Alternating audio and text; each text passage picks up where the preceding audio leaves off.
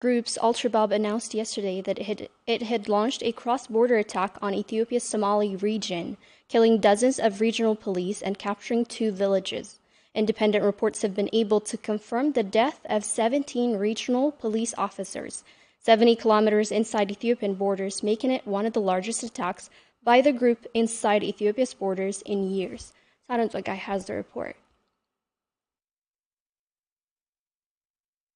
Earlier this week, AlShabab spokesperson announced that a group of fighters had managed to travel deep into Ethiopia's Somali region to capture 2 villages, kill multiple police officers, and confiscate weapons. Independent reporting was able to confirm that the group had gone 70 kilometers into Ethiopian territory and killed 17 police officers, a major success for the terrorist group that has not been successful in conducting major attacks in the Horn State for years. AlShabab, the most formidable affiliate of Al-Qaeda, seeks to supplant the current government in neighboring Somalia with a hardline Islamic fundamentalism. The organization reached its height in 2011 before being dislodged from key cities including the capital. AlShabab lost major territories and had been laying low thanks to the African Union mission to Somalia, AMISOM, of which Ethiopia was a key participant. Ethiopia joined the program in 2014 and contributed around 4,000 of the 17,000 troops under the AU and has around 15,000 additional soldiers bilaterally. That is more than any other nation.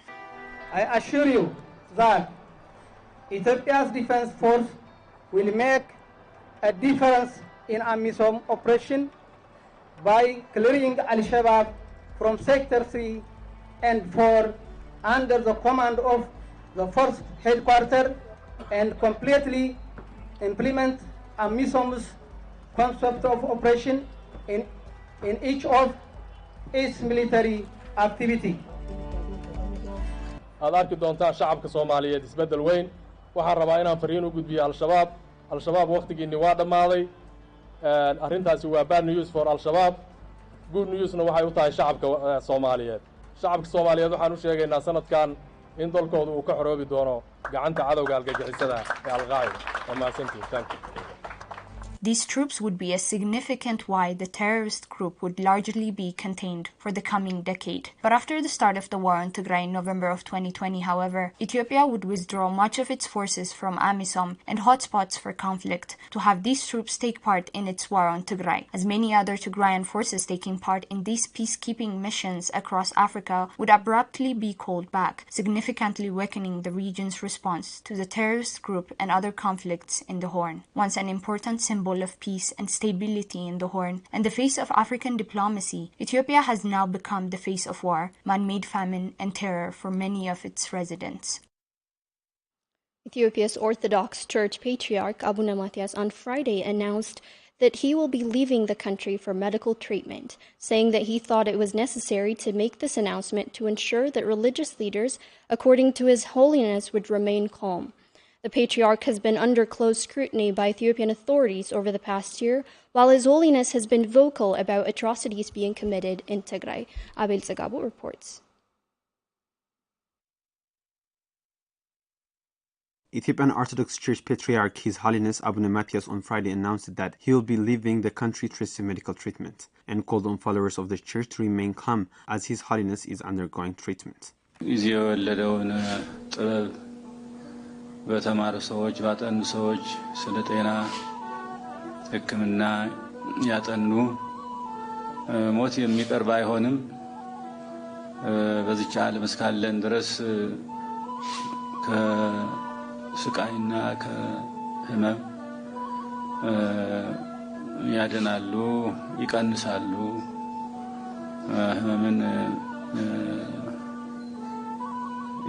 ያድናሉ ብለን ስለምናምን ሁላችንም ስለምንጠቀምበት ስለዚህ ያው ትንሽ የጤና ችግር ስለገጠመኝ ወጣ ብዬ ትንሽ ሕክምና አድርጌ ለመመለስ ስላሰብኩኝ ጻና አባቶች በተገኛችሁበት ያው ይሄንን የመሄድበትን ምክንያት እንድትሰሙና ሰውም ተረጋግቶ ስራውን እንዲሰራ This was a strange announcement on the behalf of the Patriarch, as many religious leaders are known to travel for medical treatment. But this may perhaps be the first time any religious leader has felt the need to make an announcement ahead of their departure. His Holiness has been one of the most prominent figures to speak up against atrocities in Tigray. In May of last year, after being denied the right to speak to media outlets, His Holiness was able to have his voice heard when the leaders of charity organizations, a close confidence, smuggled a video of the Patriarch out of the country and shared it on social media platforms. ኢትዮጵያ ወይም ደግሞ በተለይ በትግራይ ክፍለ ሀገር በተለይ እየተካሄደ ያለው የአረማዊነት ስራ ብዙ ጊዜ ሞክሬያለሁ ለመቃወም ግን ስላልተፈቀደ ወይም ወደ አየር ለመውጣት ስላልተፈቀደ እየታፈነ እየቀረ ነው እስካሁን ድረስ ያለሁትና ይህ አሁን እየተደረገ ያለው የህዝብ እልቂት በተለይ ደግሞ ሲቪሊያን የሆኑ ወገኖቻችን ወደየ ከተማው ወደየ መንደሩ ወደየ ግለቤቱ ሰብ እየሄዱ ወጣቶቹን እየገደሉ ገድለው ደግሞ እንዳይተው እንዲያውም ወደ ገደል እየጣሉ ተገድለው እንኳን ለመቃብር ያልበቁ ለምሳሌ እንደ ማህበረዲዮ አይነት. Earlier this year, the Patriarch spoke out once again when image showing a Tigray man being burned alive sparked outrage on social media, calling the images heartbreaking. ተቃጥለዋል እጅግ ያሳዝናል እጅግ ያሳዝናል መፈጠርን ያስጠላል ሰው ሆኖ መፈጠር ያስጠላል. But this isn't the first instance in history where the Patriarch has been one of the first to openly condemn the regime in 1980. Archbishop Abuna Matthias became the first leader of the church to issue a denunciation of the military regime and was forced to live abroad for more than a decade. He eventually settled in Washington, D.C., where he presides over an Ethiopian Orthodox Tewahedo church made up of exiles that had fled the Ethiopian revolution and continued to be a voice for the many victims of the brutality of the military junta. Abuna Matthias was enthroned as sixth Patriarch of the Ethiopian Orthodox Church in February of 2013, following the death of the late Patriarch of the Church, Abuna Paulos, in August of 2012. Infectious diseases such as anthrax have been rapidly spreading in Tigray, as more than a year-long siege on the region continues to block medication, vaccines, and other supplies and services essential to curb the spread of the infectious diseases. Our reporters visited Jazeera Primary Hospital and spoke with the father of a young boy who's at risk of losing his eyesight due to infection with bacteria. We also spoke to the chief of the hospital, who fears that the spread of the fatality from the disease is much more than what is being reported now. Salome Tghalai has more. Anthrax is just one of the many deadly diseases that modern medicine has, over the years, managed to treat and control. The disease is spread through a bacteria called Bacillus anthracis, and while it mostly affects livestock, it can be transmitted to human beings that come in direct or indirect contact with infected animals. Over the past decades, Tigray's animal health system, through wide-scale vaccination programs, has been able to curb the spread of the virus. But following the start of the conflict, that has exhausted health facilities and blocked the entry of important medical equipments, the head for the Bureau of Agriculture and Rural Development has announced that diseases such as anthrax and rabies are on the rise, with at least 4 people and more than 200 animals dead. This is Jazeera Primary Hospital in the district of Abergele, and we met Gabriel Libanos and his son. His son was infected with the bacteria on the skin near his eye and is at risk of losing his eyesight. He tells us that his son became ill after he consumed beef of an animal that had passed away suddenly. We had eaten a dead cow. It was after then that he got sick. The cow was sick for a day and then died, and we didn't know what its illness was about. Everyone in our family consumed the meat. We went to a health facility in our vicinity, but they couldn't help him there, and so they sent us here. Chief Executive Officer of the primary hospital, Erde Asafa, says that 4 people among the 99 people that had visited the hospital to receive treatment for the infection have lost their lives. But Erde says he fears many more cases may be out there.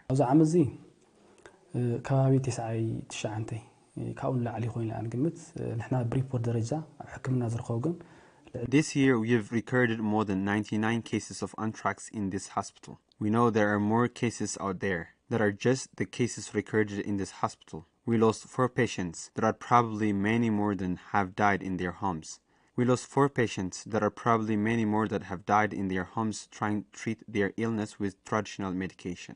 The chief executive officer also emphasizes that due to the blockade, the level of care that can be given to patients is quite limited.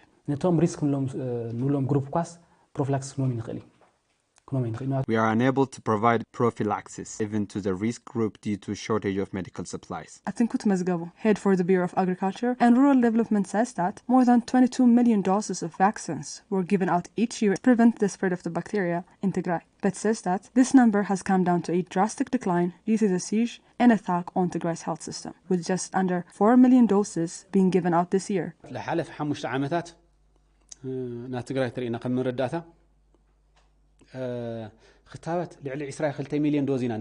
past 5 years in Tigray, we used to give about 22 million doses of anthrax vaccinations each year. But this year, we were only able to do about 3.7 million. There are over 2,500 animal cases of anthrax in Tigray at the moment, and 215 have already died. Almost 4 months into the humanitarian truce declared by the Ethiopian government, Tigrayans have continued to die of easily curable diseases that cannot be denied to innocent civilians. The complete blockade on agricultural inputs, such as fertilizers, improved seeds, pesticides, and other chemicals, has forced farmers in Tigray to plow and sow their land without any supportive agricultural input. Our reporter Wintakidana spoke with Zerai Gide, a farmer from the district of Ugro. He says it's not just that the farmers have been denied to agricultural inputs, but that many have now to support their children who had previously been self-sufficient, but no longer have access to their savings and are now forced to depend on farming households for food. The coming of June in Ethiopia and other parts of East Africa marks the start of the rainy season, and with it the start of the primary planting season for farmers. Over the past few decades, improved seeds, fertilizers, and other agricultural inputs have gone a long way in boosting agricultural productivity in Tigray. But with the siege that has surpassed its 1-year mark has meant that, like all other products, agricultural inputs have not been available to farmers. Zerai Gide is a father of 6. He lives in the district of Dongola in eastern Tigray. Zerai is one of the many farmers in Tigray that have started to sow their land without the necessary inputs this year. He tells that while the rain had been sufficient for a productive year, due to the lack of agricultural inputs, he is less hopeful for a productive year. There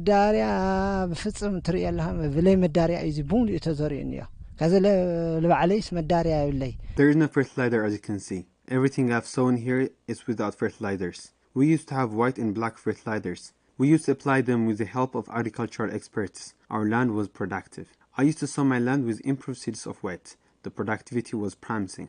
We were given the seeds by government, but now we're sowing whatever we can find. Zerai also says that due to the siege, he had no access to seeds and had to sell livestock to purchase seeds from the market at exuberant prices.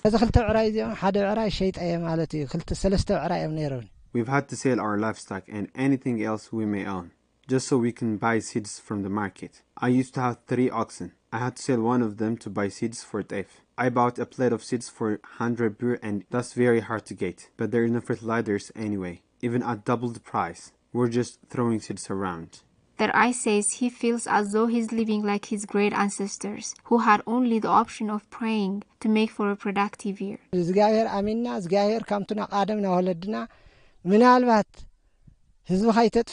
sowing the land that has had my ancestors, just praying that God will bless the land. God is our only hope because the land and soil have adapted to fertilizers and improved seeds. We haven't sown without it in a long time. I used to get 20 quintals every year. Now I'm worried that the seeds won't grow at all. Zerai says that the siege on the region has not only blocked the entry of essentials like food aid and agricultural inputs, but that with the discontinuation of services like banking, it's made others in his family more dependent on him and his household, further diminishing what little he has left in his household. All of my children were self-reliant for a long time. Everything I produced was really just for me to do as I pleased. But now, due to the siege, all of them are once again dependent on me. Some of them can't access their salary and the others can get a job. For instance, my daughter, she used to work in the finance department of the Bureau of Agriculture, but now, Because she can't get her salary, she and her 3 children have moved in with me. Their eye says the world needs to do more to end the siege on Tigray and prevent a catastrophic humanitarian situation in Tigray. People are dying because of lack of food. We need fertilizers and improved seeds like we used to get before. Our children have to get back to work so they can support themselves. We can feed 7 and 8 mouths and make any profit. We need fertilizers so we can work and produce. The lack of essential agricultural inputs in Tigray is sure to have a devastating impact in Tigray, as it stands to intensify an already dire humanitarian situation that has left more than 6.5 million people in dire of assistance. Incidents of mass killings, lootings, and the threat of arbitrary and indefinite arrest has forced many Tigrayans who have lived in the Afar state for decades to leave their homes and seek refuge in IDP camps here in Tigray. One of many is 75-year-old Azmera Bashai. Azmera had lived in Shikhat with her husband for more than 30 years until one night when forces came into the area and started to loot and beat Tigrayans, forcing her and her husband to leave the home they had made for themselves. Winta Kirana has more. Since the start of the conflict, Tigrayans have been the target of ethnically motivated attacks that have resulted in mass arrests and arbitrary killings. Many have had their properties looted and have been forced to leave their homes to seek shelter in Tigray. The state of Afar has been one of the most hostile, with the Ethiopian government running multiple internment camps and with reports of multiple mass killings, including the Ab'ala massacre that resulted in the death of over 250 Tigrayans in the area.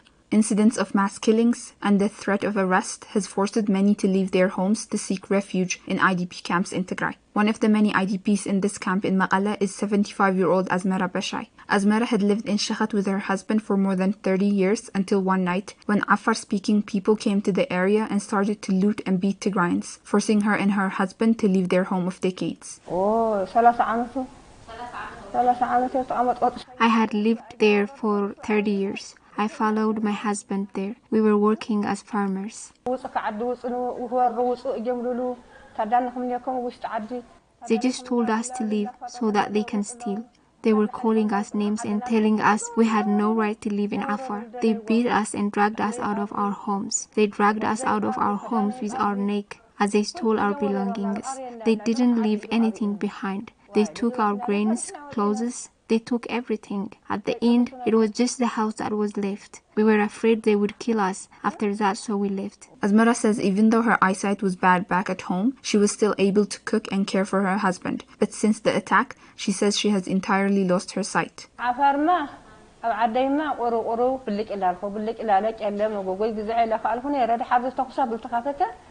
When I was in my house in Afar, my eyesight wasn't so bad.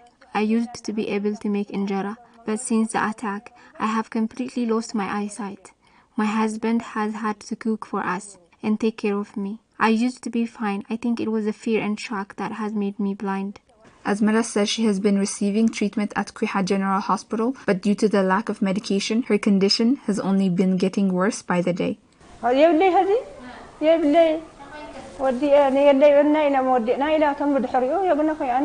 don't have any medication. They said they have run out, so I have got nothing. Not eye drops, not pills. They had initially given me some eye drops, but that's finished now. Azmera says she's been at the IDP camp in Maqalla for more than 7 months now. She says her and her husband have no one to help them at their old age as they continue to suffer due to lack of food and medication.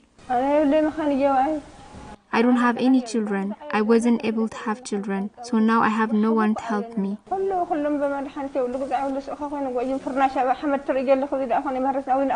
There is no medication here. We don't have mattresses. We are sleeping on dirt. On this here. You see it? Many have left their homes in Afar in fear of execution, arbitrary detention and torture, and come to Tigray only to be met with hunger and disease. Well, that wraps up our news for today. I'm Mary from AlShabab. Thank you for tuning in.